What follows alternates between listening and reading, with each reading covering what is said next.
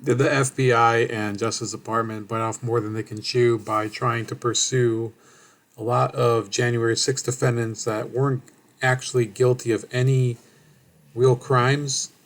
Yes, and that's going to be the subject of today's video, along with some more related news from Michigan, and why I think that this, while it is a good step in terms of acquittals of people that are legally innocent, I do think that we're going to see a lot of this problem keep coming up, and you should be very careful about who you talk to and what you say to them. New Mexico man who called January 6th a magical day found not guilty of all charges in first Capitol breach acquittal. So this is a man, his name was Matthew Martin, and his attorney and himself, they were able to successfully defeat a federal charge against them in Washington, D.C., because he had been present and actually entered the Capitol on January 6th. And why was he acquitted? Because he was able to prove that police officers waved him in. And that should be the end of the day. Instead, you have a lot of chatter back and forth where this blog, Law and Crime, it's a website that it deals a lot with criminal justice, and it says, in a trial brief, prosecutors said that Martin went to the Capitol from his hotel room at some point after the first breach of the building had occurred. On his way there, he passed a line of police cars' signs announcing that areas of the Capitol grounds were closed and smashed window panes at the rotunda doors. Alarms that prosecutors described as piercingly loud could be heard on video recordings Martin made on his phone. Nevertheless, Martin walked into the rotunda, passing police officers who were standing on either side of the doorway. According to prosecutors, Martin was inside the building for around 10 minutes. He recorded footage on his cell phone, and although he didn't engage in any violence, he did join a crowd that was, quote, facing down officers before he left, prosecutors said. That evening, Martin texted with his superior. "You can't overrun the Capitol building," the supervisor said, according to court filings. "Actually, you can, rather easily, I might add," Martin responded. "Not as much security as you think. Our numbers were freaking huge. They were not prepared." In announcing his verdict, McFadden reportedly described Martin's conduct at the Capitol as minimal and non-serious, noting that he didn't try to crowd police, protest, or wave his Trump flag inside the building. The judge appears to have waived the fact that Martin did interfere with officers fighting back rioters as a factor in the defendant's favor, and not as yet another indication to Martin that he shouldn't have been there. According to reports, Martin was unapologetic at trial. He described January 6th as magical, even as he acknowledged that some bad things had happened, and said that he didn't regret coming to Washington, although he might have stayed away from the Capitol. And then it goes on to talk about how there were all of these indications that it was not illegal, including police officers basically giving people the thumbs up or telling them, yeah, come on in, or waving them in. The government's record on January 6 trials so far is mixed. While Wednesday's verdict is the first full acquittal, U.S. District Judge Trevor McFadden, another Trump appointee, found Couy Griffin guilty of entering a restricted area but not guilty of disorderly conduct for his role in the January 6th riot after a bench trial. However, Guy Reffitt, who was accused of obstructing Congress and bringing a gun to the Capitol, was convicted of all 5 counts in a jury trial before U.S. District Judge Dabney Friedrich, who was also appointed by Trump. So they don't realize that these are extremely different cases. And I think they do realize, they're just not really pointing out the difference. One person bringing a weapon to the Capitol, which is illegal, whatever your Second Amendment perspective is, it just isn't true. The members of the public, I don't believe, are allowed to bring weapons to the Capitol. And there's an obvious reason for that. Also, you're not allowed to possess a weapon, especially not a concealed weapon, in Washington, D.C. So this guy was unfortunately SOL, and he shouldn't have done what he did. It was a very unwise move. and he's going to prison. Whereas this other guy, Matt Martin, is going to go home because he did not do anything illegal. And that's where it should end. It should be clear. Okay, there's people in the comments who are complaining about, how he should have known and yada, yada, yada. Well, when he's waved in, then that's the way it is. He's allowed to get in. If the police officer said he's allowed to go in, then he's allowed to go in. This woman even says, question 3, when is the Department of Defense going to stop arresting people from the January 6th incident? Here we are a little past the first week of April, and so far they have over 750 people who showed up to the rally on January 6th, and a good majority of them that have been arrested were ones that had gone to the rally but didn't march on the Capitol. At this point, I'm just wondering if they're trying to nab every Trump supporter that had the, quote, audacity to show up to Washington that day. And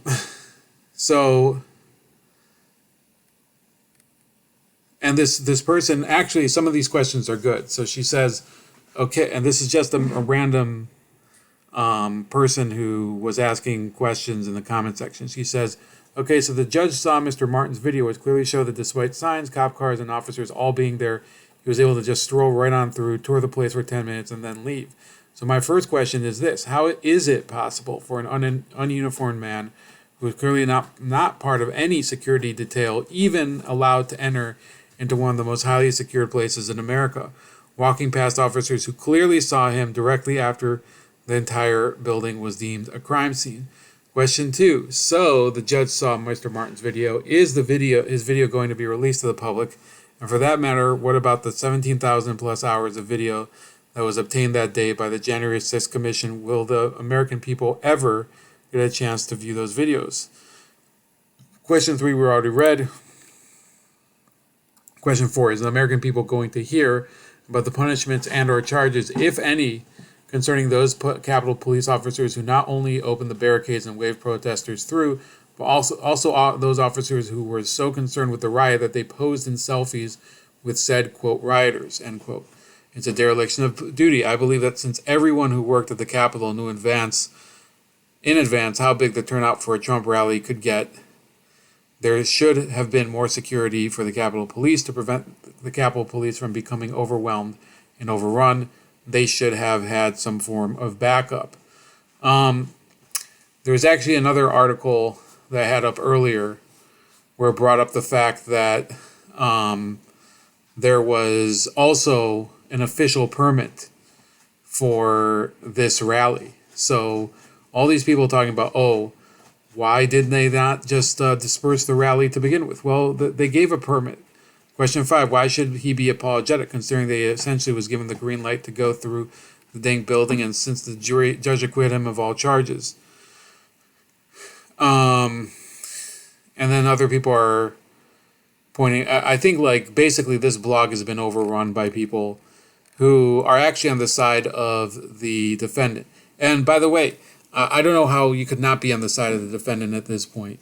Like the article says, no acts of violence, no vandalism, not even taunting of police officers or any verbal altercations. So the guy should never have been charged, and this was a waste of the Department of Justice's funding. Not that they care, right? Here is another article from BuzzFeed, the one that this is based on. It says, and this is a one that really has been going viral. And it says, even, Martin took the rare step of testifying in his own defense this week. His case was decided by the judge at a bench trial, not by a jury. He was unapologetic about joining the crowd that flooded the building as lawmakers gathered to certify the results of the election. He described January 6th as magical. Now, we've already read that part in the previous article. The crux of Martin's defense was that, in his own words, he was led in by two U.S. Capitol police officers who were standing in the doorway when he entered and made no attempt to stop him. He argued that one of the officers waved him through, and his lawyer showed a zoomed-in video that appeared to show the officer making gestures with his hands. From the vantage point of the courtroom gallery, it wasn't clear who the officer was gesturing to or why. Other defendants charged in connection with the January 6th attack have claimed on social media posts or interviews with federal investigators that police allowed them to enter the building, court filings show. Some have argued that they thought they had the authority to go onto the grounds or into the building because no officer told them to stop or there were simply no officers around. There's also a far-right conspiracy theory that January 6th was a, quote, false flag, end quote, operation planned by government agents to entrap Trump supporters. There is something that I think people forget about January 6th, and only a few people have brought up. I know Dan Bongino has brought it up, but I think other people, I think Darren Beatty from Revolver News, I believe Julie Kelly from American Greatness, where I also write from time to time, she has brought it up, and that's the pipe bombs that were found at the RNC and DNC offices. And the federal government has not updated anyone as to what happened with regards to that investigation. Don't you think it would be a little interesting to find out who and for what reason the person is that planted bombs on January 6th at the headquarters of both major political parties? And why is it that both of those were detected and the plot was foiled, but nobody's actually been caught in relation to that? I think that's an interesting question. I don't know if we'll ever get the answer to it. We have also this story, which I think is just as important, if not more important. 2 men acquitted in alleged plot to kidnap Michigan Governor Gretchen Whitmer. Jury deadlocks on the other 2. So a federal jury didn't find 4 men suspected of conspiring to kidnap Michigan Governor Gretchen Whitmer guilty Friday. Brandon Michael Ray Caserta, age 34 of Canton, and Daniel Harris, age 24 of Lake Orion, both in Michigan, were found not guilty of conspiring to kidnap, a potential life offense. And it goes through how they were acquitted and they're not going to be put up on weapons charges even. The jury was hung on conspiracy charges against Barry Croft Jr., age 46 of Bear, Delaware, and Adam Fox, age 38 of Wyoming. Now, they're probably going to end up having a second trial, and the question is whether there was sufficient evidence for other charges that were against them. I think there would be more along the lines of possessing illegal weapons or illegal destructive devices. Harris and Caserta were additionally found not guilty on additional weapons charges and will be released from detention. Croft and Harris were charged with possession of an unregistered destructive device, while Harris was charged with possession of an unregistered short-barrel firearm, both crimes punishable by up to 10 years in prison. The U.S. Attorney's Office could retry Fox and Croft, who remain jailed on their unresolved counts. The partial verdict came after nearly 4 weeks of testimony and a full week of deliberations in U.S. District Court in Grand Rapids. 2 others took plea deals and testified against the 4 remaining federal defendants. 8 others face state charges. Federal prosecutors said the defendants began plotting the governor's kidnapping in spring 2020 after she issued stay-at-home orders as the COVID-19 pandemic broke out. So you have to remember, at this time, Governor Whitmer was a very controversial figure because of the lockdowns, because of incidents like her journeying to Florida, I think, to visit her dad when many Michiganders couldn't visit their parents within Michigan. She made a special effort to go all the way to Florida when she was discouraging other people from going there. And generally, I think that she alienated a large segment of the public, right? Now there's always going to be people, I don't know exactly how many it is, but it is close to 50% of the public who are devoid of any perspective, and they continue to stand by these politicians because they believe it's really a public health emergency, and we can't really have this civic debate about whether leaders should follow their own rules. And those people, I think, are really one of the problems that has allowed us to get to this point where we have people standing trial, like what happened with January 6th, for things that are not criminal, right? And in this case, for something even worse. Okay, so the government said that multiple plans were discussed, including kidnapping the governor and leaving her adrift in a boat in Lake Michigan or putting her on trial for treason. The FBI had real-time intelligence on group members who trained in Michigan, Ohio, and Wisconsin, with 2 undercover FBI special agents infiltrating the loose-knit organizations and a dozen informants sharing encrypted group text messages and secretly recording meetings and training sessions. Attorneys for the defense said their clients were big talkers, often under the influence of booze and marijuana, and had no serious plans or capacity to carry out such a crime. Defense attorneys contended that the FBI and its informants directed the alleged planning, and while denying their clients took part in the plot, said they were nonetheless entrapped. Several witnesses subpoenaed by the defense invoked their Fifth Amendment rights against self-incrimination and refused to testify. One of them, Stephen Robeson of Wisconsin, described in court records as a double agent, was accused by the defendants of driving the plot. He would have been subject to state or federal charges if he testified, Assistant U.S. Attorney Nils Kessler said. He said the defendants and others were serious about the plan. Groups of men conducted reconnaissance missions to the government's lakefront summer home in Elk Rapids. Fox allegedly said they needed local intel and to be prepared to act when she visited up north. He had talked to an undercover FBI agent nicknamed Red who posed as a bomb maker.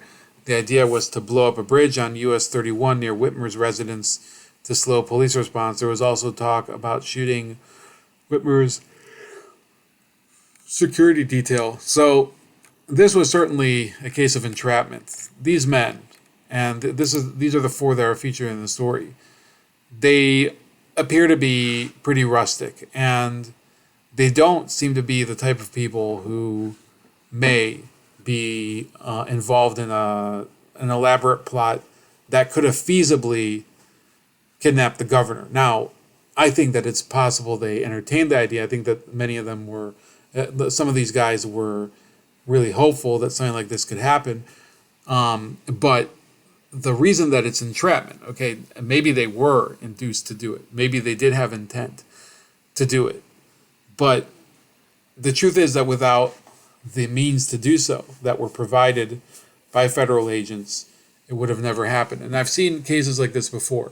One of them, which I think is a little borderline on the nose, is what's called Operation Red Dog, which was a plot by a number of white supremacists in the 80s to overthrow a government in the Caribbean, the Dominican government from the island of Dominica, and assert power and basically create what would be a lawless pirate state. This is a true story. I did a book review about it, I think a couple years ago, and it's one of the more fascinating and bizarre stories I've ever read. But it could also well have been an entrapment. It was really the stupidity of the leaders of that expedition that got them all thrown in prison, and in many cases, they basically put themselves in a situation they never should have been in. But there were entrapment elements to this. The entrapment elements were ones that could have, if they weren't present, if they weren't ones that were offered by FBI informants, it's possible that this plot never would have gone anywhere.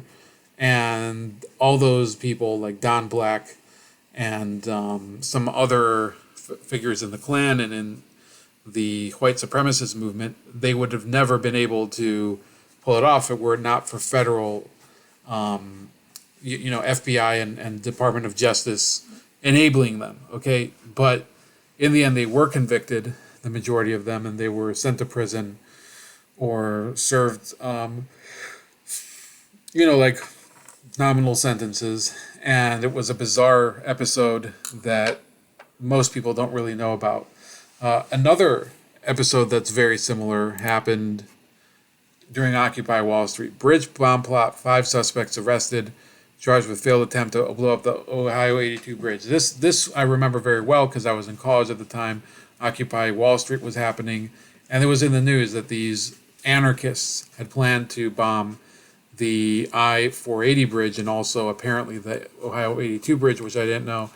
And these are the faces of these guys. They seem like a few people who may have you know, they may have all paid the same person to use the same stash and suffered the ill effects of it. They all have the same blank stare. They were members of Occupy Wall Street. And look, I was never a supporter of that movement, but reading through the whole situation, as pathetic as the defense sounded, and I read it in the press through the Cleveland Scene, which is a local paper, a local alternative newspaper. The defense sounded very pathetic and very much like, well, we didn't know what we were doing. People were telling us what to do.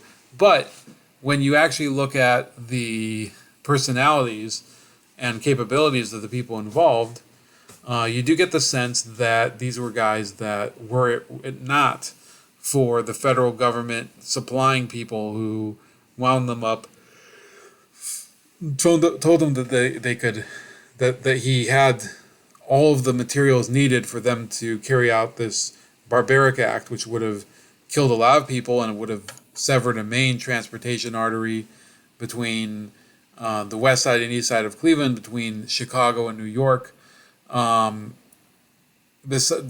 Putting aside all of the problems with the motive, it was pretty obvious that these guys would never have been able to pull off this plot without a lot of help. And they ended up going to prison. This is the bridge. I think I actually was close to the base of the bridge one time. I might be mistaken. But this plot happened, and one of the people who was involved in this was U.S. Attorney Stephen Dettelbach. He was the federal attorney at the time, and he threw the book at these guys. And apparently he's now going to be appointed, or nominated at least, to lead the ATF. And one of the reasons I don't think he should be the head of the ATF is because he was involved in a story like this. And let me be clear here. I don't think that we should condone any sort of terroristic attacks, but there has to be a limit to how far the government is willing to go to gullible and impressionable people and tell them that they can help them accomplish these extremist goals, and then basically lead them along, lead them by the nose, and then slap the handcuffs on them and say, haha, we were in on this all the entire time, you're going to prison. Entrapment is a problem in law enforcement because you're basically taking people who may be eccentric, they may even have criminal beliefs, right? So their beliefs, not to say that the beliefs themselves are criminal acts, but they have inclinations to criminality, to doing something violent. And instead of saying to them, this is a bad idea for you, maybe you ought to take it easy and step away from this for a minute. Instead, the federal government encourages this behavior, leads them along like the Pied Piper, and then ends up putting them in prison for a crime that they would have never been able to commit were it not for the intervention of these federal agents or law enforcement personnel. That's basically the theme of today. Stephen Dettelbach could very easily be nominated and confirmed to lead the Bureau of Alcohol, Tobacco, and Firearms. And that would be a major problem. Look, the first person that Biden nominated was a big mistake. David Chipman. David Chipman made a lot of unforced errors in terms of his nomination. Most of it related to his many years of activism as an anti-gun crusader and big ATF booster. I would say that David Chipman was the blunt instrument that the Biden administration would use against people who utilize the Second Amendment. The person who I think would be the scalpel would be Stephen Dettelbach, because he does have experience crafting these elaborate schemes that are, or at least enabling them, that don't actually dent real criminals, but create criminals out of people who are inept. So I do think that we need to be on the lookout for that. Don't participate in things. This is just my advice. I think it's if you need me to tell you this, you already have a problem. Don't go and listen to people who have fantastical ideas in their minds about things you can do in order to change the government in the United States. In our time, we've seen civil liberties eroded to such a point where people who were once, acid dropping hippies are now begging the government to lock people up simply for minor things like entering a federal building when they wave you in.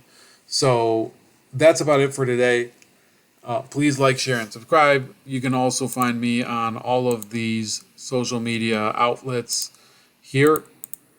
You see Odyssey, Rumble, BitChute, YouTube, Podbean, Gab, Mine, Substack, Telegram, and Getter. And otherwise, have a wonderful Monday and the start of your new week. I'll talk to you later.